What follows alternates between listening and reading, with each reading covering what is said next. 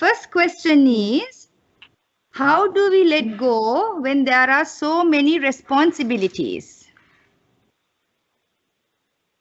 How do you let go when there are so many responsibilities? Yes. What's the idea of letting go? Idea of letting go is not physically letting go, but letting go of defilements. Do all your work as much as you can, only without defilement. For instance, let go of your greed, hatred, ignorance.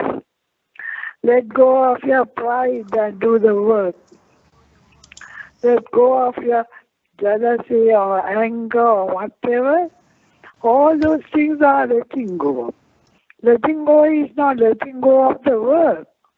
The work at hand must be done with perfect happiness, with love, care, respect, and that must be done with a love, metta mind. The mind must be full of loving kindness, and that must be, if you work with anger and you're scolding somebody, finding fault in someone, then that is what you have to give up. So what you have to give up is the the mental defilement that comes as you do your daily work. That's what you have to give up, but not the work at times. That you have to do. You have to do with maximum effort to the best of your ability, and do it to completion, not in halves and quarters, energetically. All that is must be done. So letting go means really letting go of your defilements. Okay? Thank you. The next question is, what is meant by Kalakirima? Kalakirima. Kalakirima can be of different ways. For one thing, sometimes with anger and resentment, you give up a whole family, you give up your husband, everything, and you say Kalakirima. But that's anger, and you are disgusted because of your own anger, and you can't cope with the situation. Whereas even the Arahant has Kalakirima, but not in that way. That is Kalakirima he sees the nature of life, the entire samsara. You are born again and again, and you die and you suffer with it. You have to eat again and again. And how you have to do all those activities and to no purpose. At the end of it, you are old and you have to give up your education, everything, and you die. So that kind of life is what is Kalakirima for the Arahant. He has no more wish to do that kind of thing again and again, life after life. That is a different kind of Kalakirima. So that is a good thing to have. That is to understand the reality of life and living. And that's not pertaining to your own selfish motives, not because of your ego, not because of your pride, not because of your anger and hatred. You give up because the world is like that. Even if you have another, it will be the same thing. Things are changing all the time. Mind is changing, body is changing, environment is changing. You can't have the things the way you want, and then you become disappointed. So, once you understand the nature of life and living, you take it on your stride and just not be too much worried about things that come and go. Good feelings come and go, bad feelings come and go. Good things come and go, bad things come and go. So you become more with wisdom, and your Kalakirima is to your benefit. That is to say, you give up your insatiate tanna or longing for things, because whatever you get tired of it. They are difficult to get and difficult to maintain, difficult to lose. So then you don't crave for the world or things. Then your craving comes to a halt, and the idea of me, I, and mine also becomes less. So that Kalakirima is good to have. Okay? Okay, sadhu, sadhu. Thank you, Bhikkhuni. Please, can you advise how I can train my mind to forgive others? Ah, isn't that lovely? You have to forgive, otherwise you suffer with it. Long ago, a boy, one of my neighbors, he was a young chap, now he's a big man, he's a research officer. He said, I'll never forgive. He had go quarrel with a schoolboy. I said, if you don't forgive, you suffer with it. For God's sake, forgive. Then you never suffer with it. People are bad in this world, that's okay. If you are equally bad, then you keep it in your mind and then you suffer with it and you get retribution, and also you want to commit crime and take revenge and all kinds of things. So when you know the world is bad anyway, sometimes you never get the right kind of person, so you get angry. But then that doesn't mean that is his fault. Anger is your fault. So you must learn not to get angry when people are bad. You have to learn that, and then it is easy to forgive. For that, you have to really practice loving kindness meditation to a very big extent.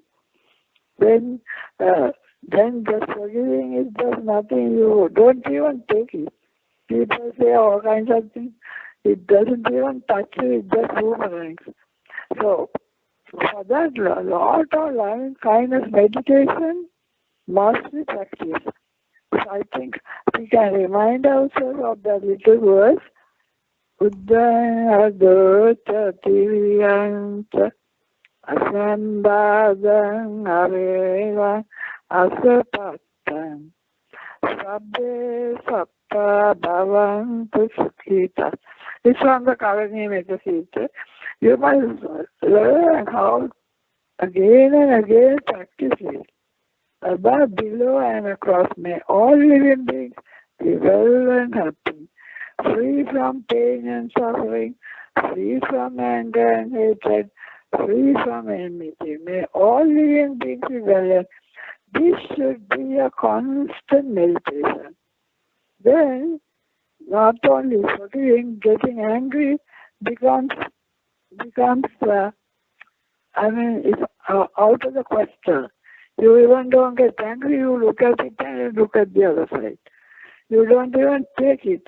Leave aside keeping it in your memory. Leave aside keeping and telling someone else and making a big howl and making a big fool. You don't trick yourself with that. When people are bad, you just ignore it and then forget it. Then that's the way we have to live with the world, because otherwise we are eternally getting frustrated with other people's dreams and families. Okay? So Sadhu, that is sadhu. a lot of loving kindness meditation. The meditation is in thinking, but it must be accompanied with loving kindness in speech and action. Then only you are on the path. Samma vacha, samma kammanta, samma sankappa is your meditations, kalpana. Then samma vacha is loving kindness in speech. Samma kammanta is loving kindness in action. So if you practice that constantly, then you will never take revenge. You will feel sorry for that other person. Okay? Sadhu, sadhu. Okay, Bhikkhuni. Thank you. The next question is, Is wanting to learn more and more also my craving? Wanting to learn what? Education can be of many kinds.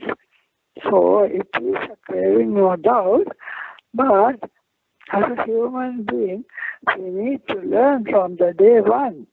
If not, you don't understand the conventional world. You have to learn, you have to pass exams. You can't help if you are born a human being.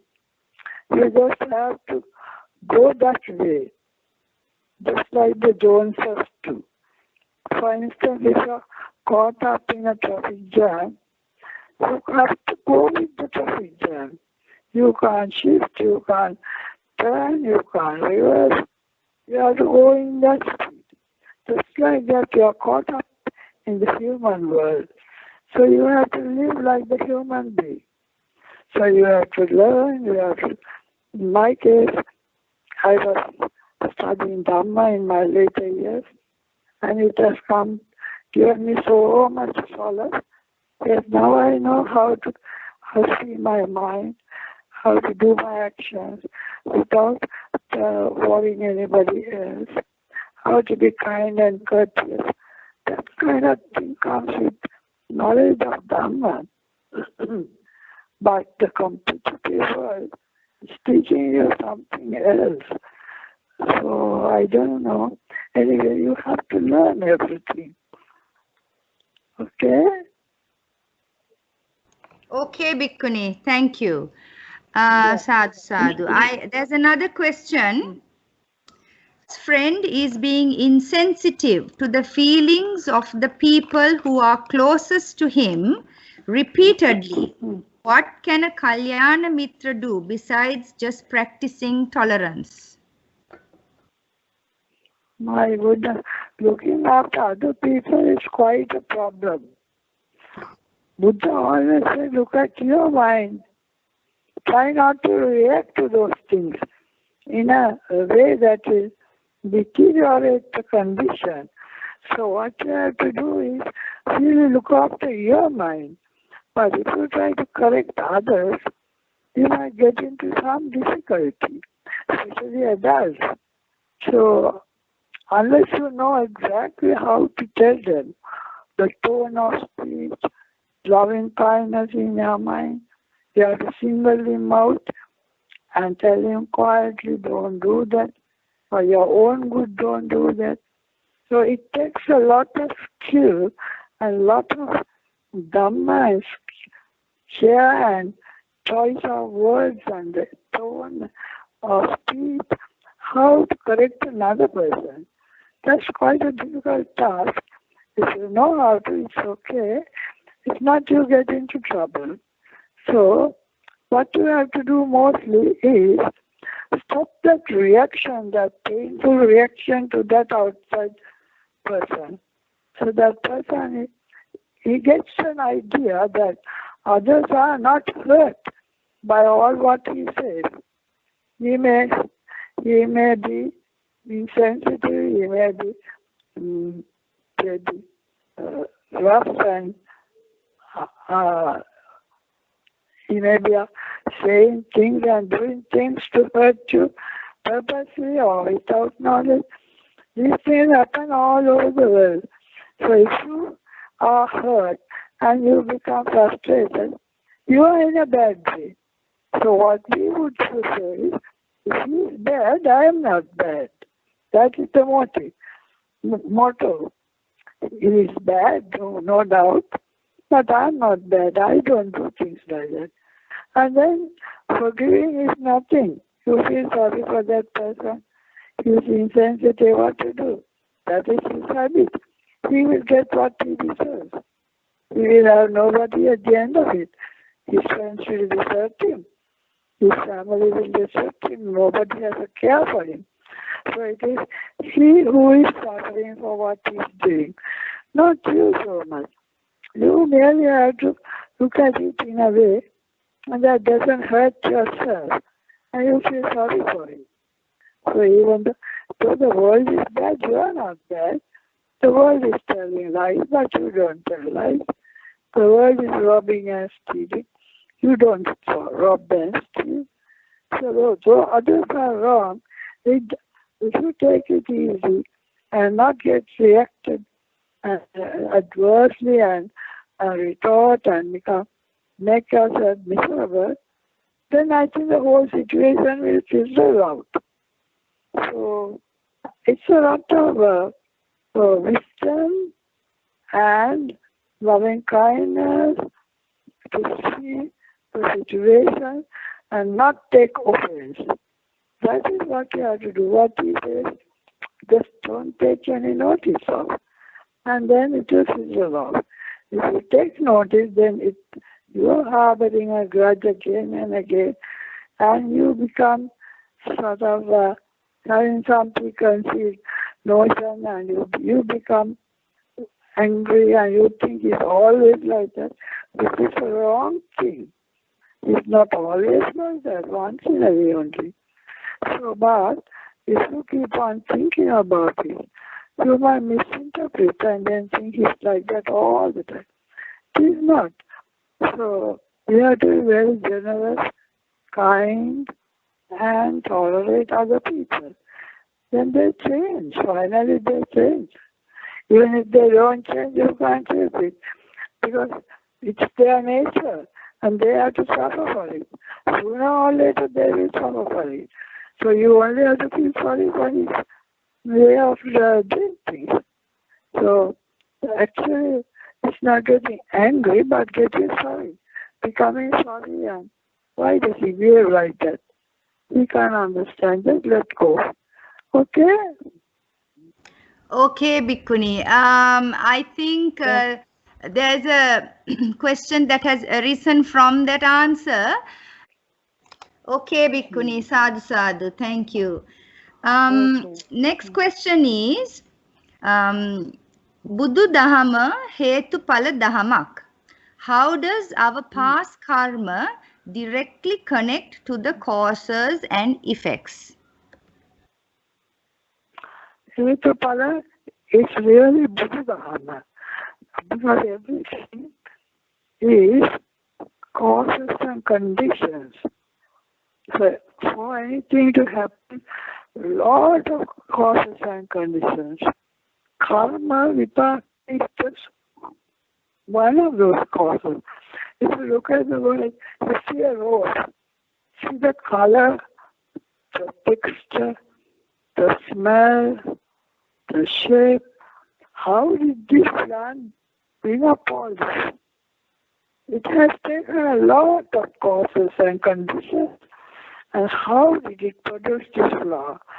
So the plant doesn't even have any carpet problem.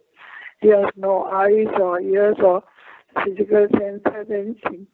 But then these things happen due to causes. You may say it's due to genetics or genes or whatever.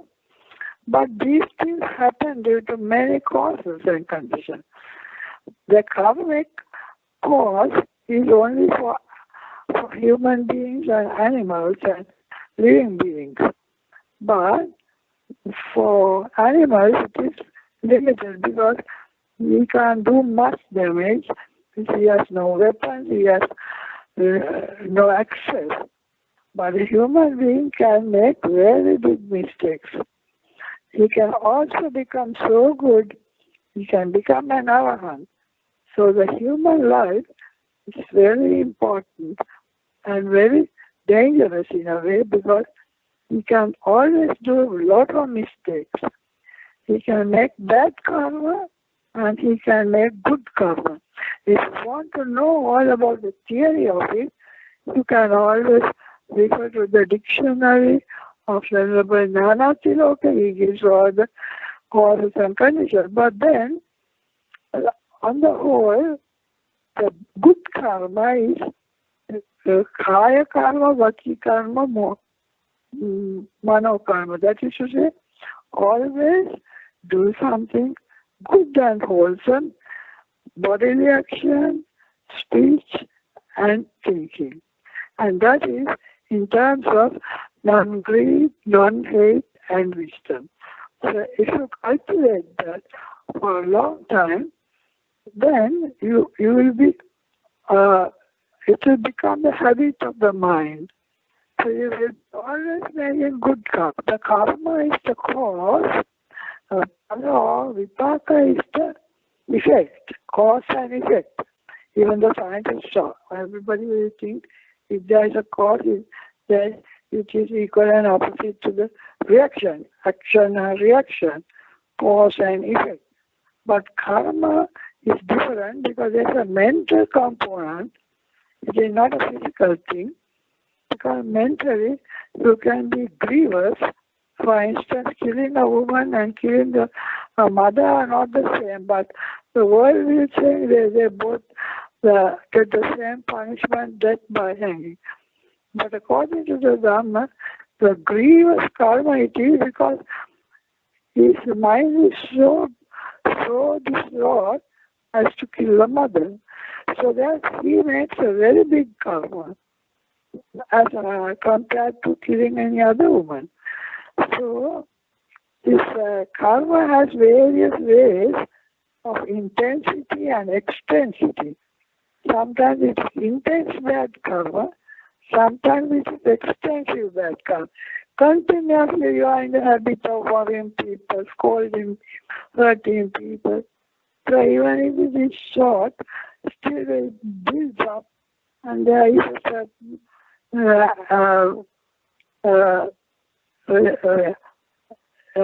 character trait becomes a character and habit, then it becomes a big karma. So there are many karmas that you can create and that will give effect either in this life or in the next life or in lives to come. So there are many words, Upapadha-vedanya, Aparapara-vedanya, Ditadhamma-vedanya, like that.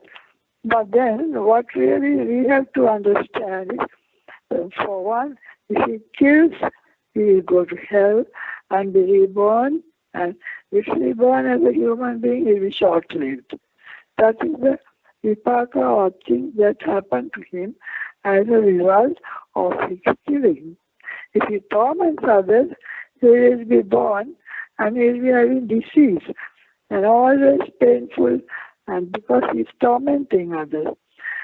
Tormenting sometimes can be physically or sometimes mentally. So that person makes bad karma and he will be born sick and he suffers for that. So if you are angry, it is you look ugly to look at. So that's, you have to give up anger because you will never look nice. And then it says, if you are envious, you will be born without influence. You have nobody to help you. So it says, if you are stingy, you will be born poor. And if you are stubborn, you will be of low descent and nobody cares for you. And if you are indolent, you're born and then you can't study and you have no knowledge. So like that, there are many, many things you can read up in the dictionary of Nana Tiloka, a lot of classifications. So what we have to understand is that there is a cause and a condition and a result. Again, karma, vipaka, and into the condition. That is, for instance, you may do the karma, but the vipaka or the result of that action may not come immediately. It might come later, or when the condition is there. For instance, you get caught in tsunami, then that karma that was waiting to ripen will ripen and kill you. So there is a condition that is necessary.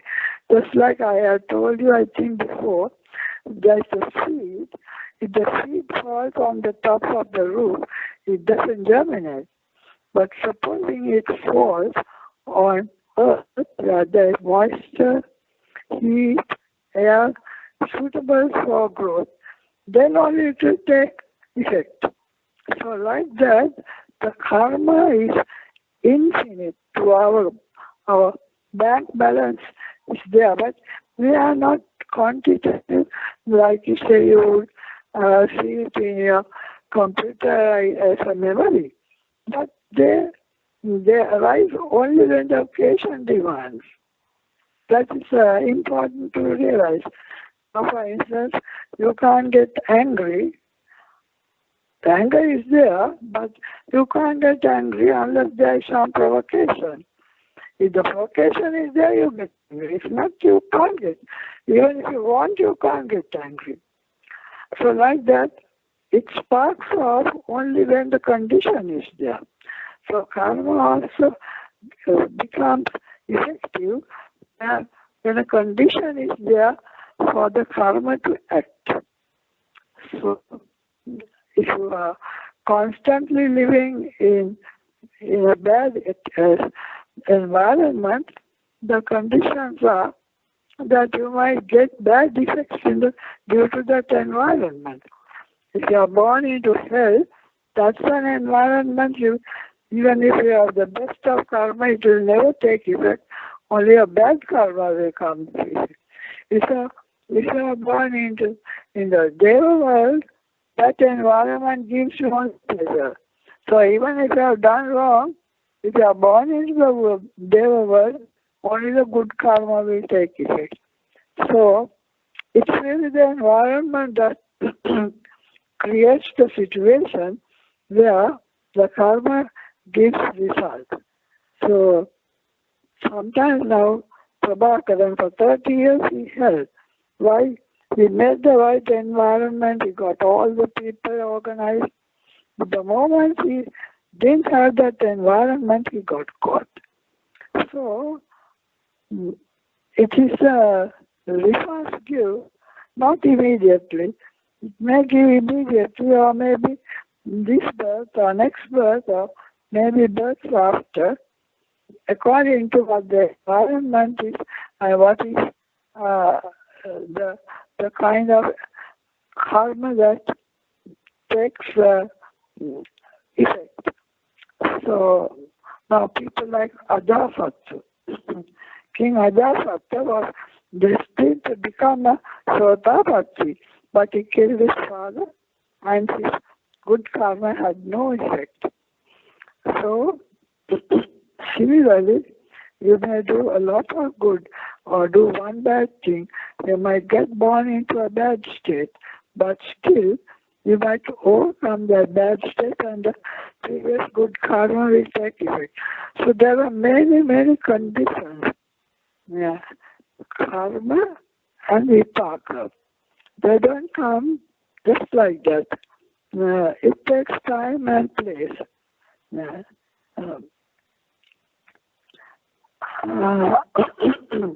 Of course, there are many classifications, so many about karma, but then what we have to understand is how it applies in daily living. If you are prone to bad karma, then the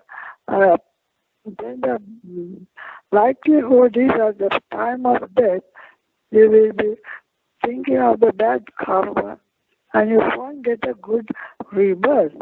If you are prone to doing good karma, maybe you die peacefully thinking of all the good things you have done. And then you might get a better rebirth. But then, in the case of the Arahant, he has put an end to rebirth, so his good and bad karma, all of it become opposite karma, that is ineffective because he does not take a birth. So there are many things. I don't know what the question is. Can you say that again, the question? Yes, Bhikkhuni, I can say the second part also of that question. It says, does your past karma influence on causes and effects. In Sinhala, karma shaktiya hetupala kese balapෑමක් කරයිද? So hetupala is the thing, action and reaction. Action is hetu, reaction is pala. So there is a condition necessary for the pala.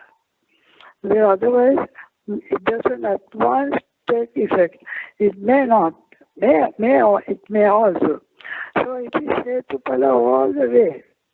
That's the action and the reaction. That is hetupala. There are so many things. So, but in the case of the human being and animals, this action has a mental aspect, that is chetana bhikkhave kammavadana. So that chetana can be intense, or it can be good, or it can be neutral. So that is the thing that determines what kind of karma it is. And then the results will come eventually according to the chetana, the intention of the act.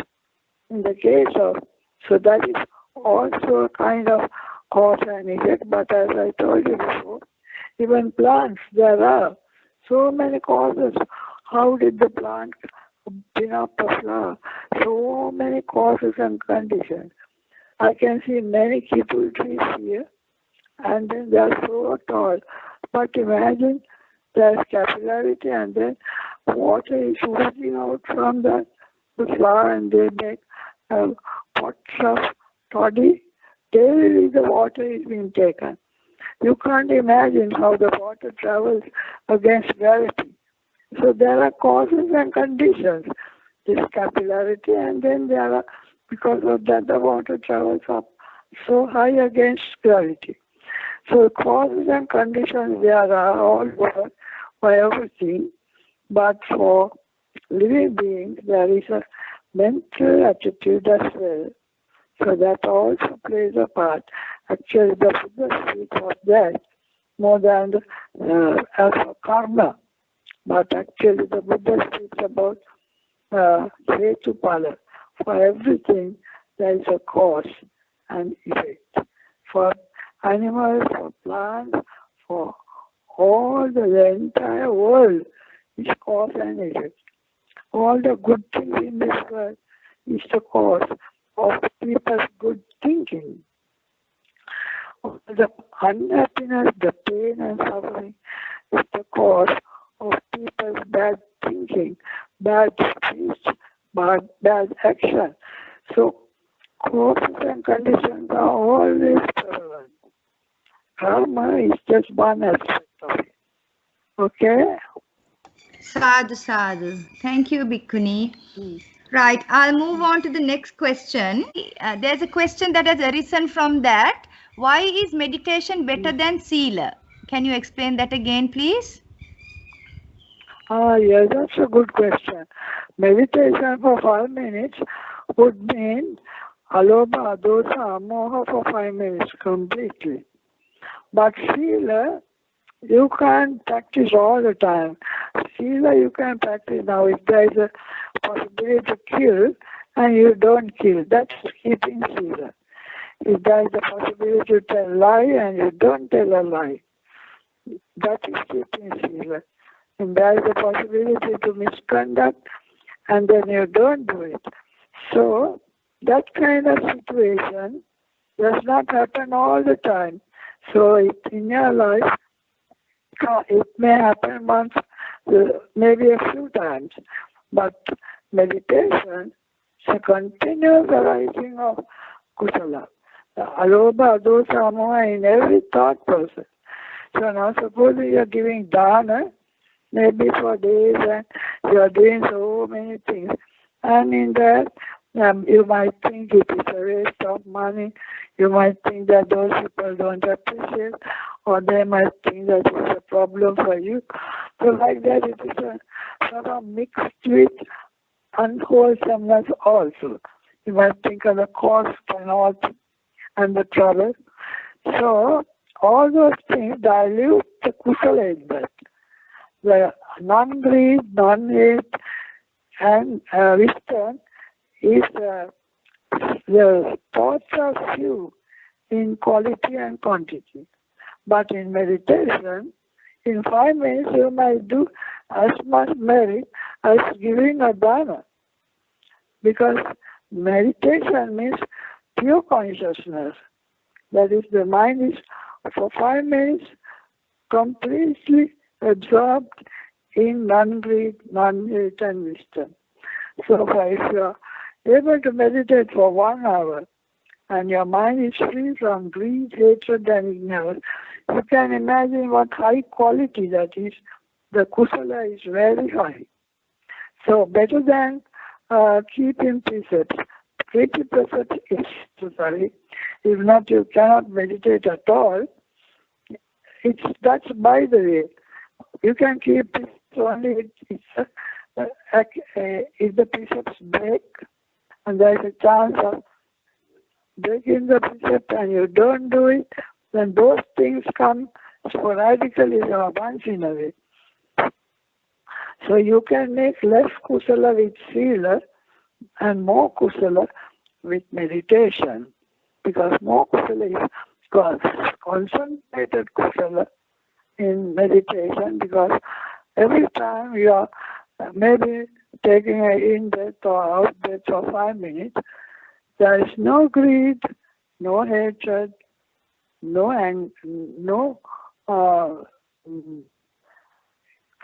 ignorance. You are seeing the reality of the body. So that is much better kusala than doing anything like dana or sila. Because even if it is short, just a short time, it is only on non-greed, non-hate and wisdom. So meditation is by far the highest kusala. Okay? Sadhu, sadhu, sadhu. Thank you, Bhikkhuni. Satara Satipatthana, I think you were going to explain also Kayanupassana. What is the significance of practicing Satara Satipatthana? Practicing Satara Satipatthana is vipassana that is unique to the Buddha. It is to see the mind and body in a realistic way, without seeing the eye can see only the outward, the body. For instance, only the color and shape of the body can be seen by the eye. But the wisdom of vipassana is that it sees the internal aspects of all the activities of the body and sees the condition of the body. For instance, we will see how the dead body is bloated. We can see that's also meditation, where the dead body is breaking down and oozing and covered with maggots and smelling, and then finally the bones are strewn all over the skull here and the bones here. So you understand the actual nature of this body. Everyone has a body like that will deteriorate and disappear in that way. And then they will also see how the internal organs, millions of causes and conditions are there, how the heart and lungs and the alimentary system and blood systems are working and the nervous system. So millions and causes and conditions are there. So the Buddha was a great scientist. He said he was not satisfied with the outward color and shape of a body. He saw the body in its entire realistic way, and then it was so revealing that people got disgusted of the body. They had no more needs for sensual pleasure. They just gave up. And then that was the way how they were conducted along the path, and then they reached states of sainthood. Otherwise, you are carried away by what you see, hear, smell. The senses will dictate terms to you, and then you become foolish about the world, and you get attached to the world, or you get angry with the world, and then the whole time the world is dictating terms to you, and you are a victim of your mind, victim of the world at large. The Buddha rose against that. He never became a victim of the body or even the mind. The mind always said not speak.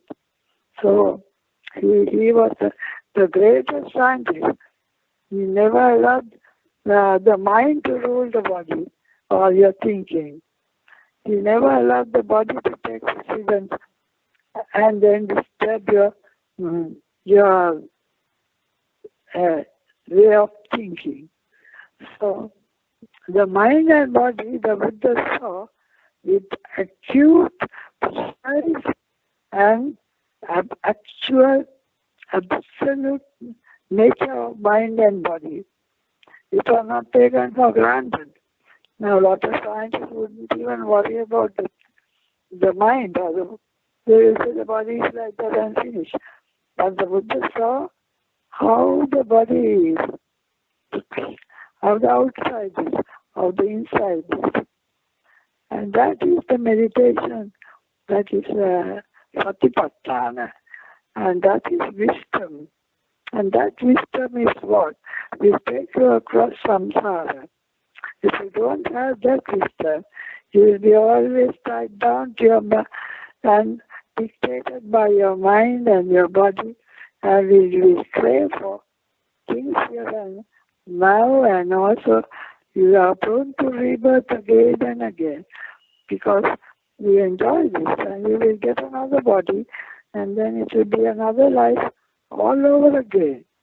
So it's the Buddha who saw this, and then the Buddha said, so long as you are attached to this, and your mind is taking precedence, and then you are unable to control your mind, and you are unable to see the reality of your body, that is Satipatthana. So Kayanupassana is to see the intense nature of the body. There are so many doctors, I think, they will know better than I do. And then, who are listening today, and I feel so happy. And also the mind. Mind is such a difficult thing to control. But the Buddha controlled the mind and channeled it the way he wanted to. You think this way and not the other way. So the Buddha was able to use the mind to clever so that it only thinks in terms of non-greed, non-hate and wisdom, not in terms of greed, hatred and ignorance, and fear and jealousy and pride and conceit and me, I and mine. Then he was able to channel this, the mind in the proper way, so that you go in search of the Dhamma, means you enter into states of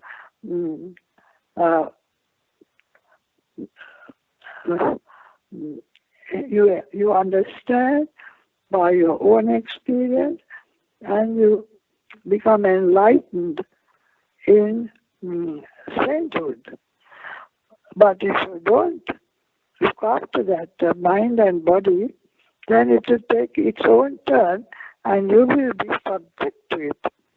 In the case of the Buddha objectively saw the mind and body. He never became emotionally bound, but he saw it as an outsider would look. And then he saw the actual nature of the body. So Satipatthana is mostly to see what this body is about and what the mind is about. So there are 4 Satipatthana. One is body contemplation. One is Kayanupassana. That is Anupassana, means Anuva Dakinawa. that is to see according to the body. Kayanupassana, Vedananupassana, to see according to the feelings. Good feeling, bad feeling, neutral feeling, how they come and go and how they come and go. There are all the good feelings you have had. They have come and gone. All the good things that you will have in the future, also they will come and go. So there are many things to learn about feelings. That is called Vedananupassana. Then Chittanupassana is very important. How to see according to the mind states. So you see your mind when it's full of non-greed, non-hate. Now at this moment you are listening and your mind is full of non-greed, non-hate and wisdom. But maybe when you go out, something will spark you into greed, hatred and ignorance. So how to channel this mind that is very unwieldy is Chittanupassana. How to observe the mind again and again and put it in the right direction of wholesome thinking. So that is Chittanupassana. And Dhammanupassana, there are many categories, several, where you have to learn and practice, and they overlap one another. Of course, it's difficult for me to say about Satipatthana in such a short time, but then the body movements can be observed. So there are many ways you can see. The Buddha says, Ekaya noyam bhikkhave maggo sattana visuddhya, for the purpose of purifying beings. This one and one only way is Ekaya no. Soka paridhavana samatikkama, for overcoming mental pain and parideva is crying and lamenting, and dukkha domanasthana, the mental pain and physical pain to overcome. Nyayasya adhigamaya, for the rising of wisdom and for the for to attain Nibbana. This Ekaya noyam maggo is the one and only way. And the Buddha says, Yadidam Satara Satipatthana, this fourfold Satipatthana, Sammasati is this fourfold Satipatthana. And it is a unique teaching of the Buddha. Sadhu, sadhu. And then we will share now with the divine people. Okay? Okay. Satara Satipatthana, Devanaga Maitika, Punyantang Anumoditva, Chiram Rakkantu Lokasasana, Akala Satta Chabumata, Devanaga Maitika, Punyantang Anumoditva, Chiram Rakkantu Desanam, Akasatta Chagumata, Devanaga Maitika, Punyantang Anumoditva, Chiram Rakkantu Manka. So thank you very much.